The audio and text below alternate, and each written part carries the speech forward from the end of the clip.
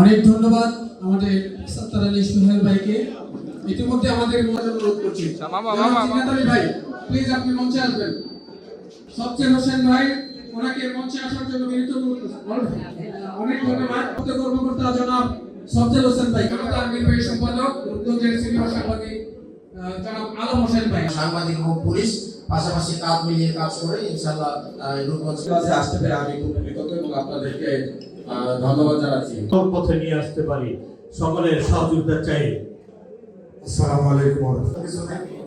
আমি সাংবাদিকতা দীর্ঘদিন, আমরা মোটামুটি রূপগঞ্জে কর্মরত প্রায় সকল সাংবাদিক করছে। আমরা চাই সবাই ঐক্যবদ্ধভাবে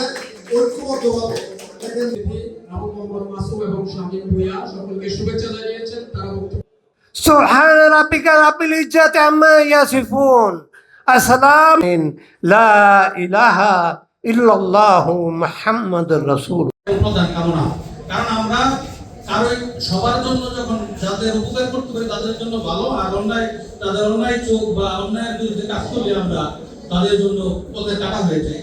যেহেতু আমরা একত্রিত যদি সবাই একসাথে চলি, এইসব সমস্যার সমাধান থেকে আমরা অবশ্যই পরিত্রাণ পাবো। আমাদের কারো সমস্যা হলে আমরা সবাই একসাথে সবার তার পিছনে যা থাকতাম তার পক্ষে কাজ করতাম। তো বিগত কয়েক বছরে আমরা দেখতে পাচ্ছি যে আমরা সাংবাদিকদের মাঝে একটা মতের বিরোধ তৈরি হয়ে আসছে এবং আমরা বিভিন্ন গ্রুপে চলে গেছি। কর্তব্য যুদ্ধ আমরা কলমের সৈনিক, আমাদের জন্ম হয় রোজ, আমরা মরিও দৈনিক। অর্থাৎ সাংবাদিকরা কিন্তু একদিন করে বেঁচে থাকে, বাঘের মতো থাকে। আজকে যা দেখছি সবাই একটা মঞ্চে আসছি, আমরা এইভাবে চলবো, এটাই আমাদের ঐকান্তিক আশা। আমাদের রূপগঞ্জের কোন সাংবাদিক যেন অহেতুকভাবে কোনো মিথ্যা মামলার আসামি যেন না হয় এবং নির্যাতন নিপীড়নের শিকার না হয়। একটা শরীরে যদি একটা আঘাত লাগে সমস্ত শরীর টের পায় যে কোন জায়গায় আমরা ব্যথা পেয়েছি, যে অনুভব করতে পারি।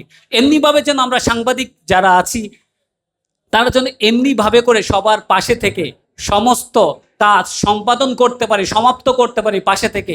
আমি রূপগঞ্জ সাংবাদিকদের ঐক্য চাই।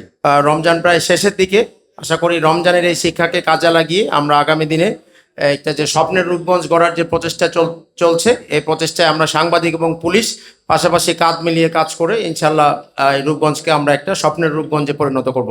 ধন্যবাদ।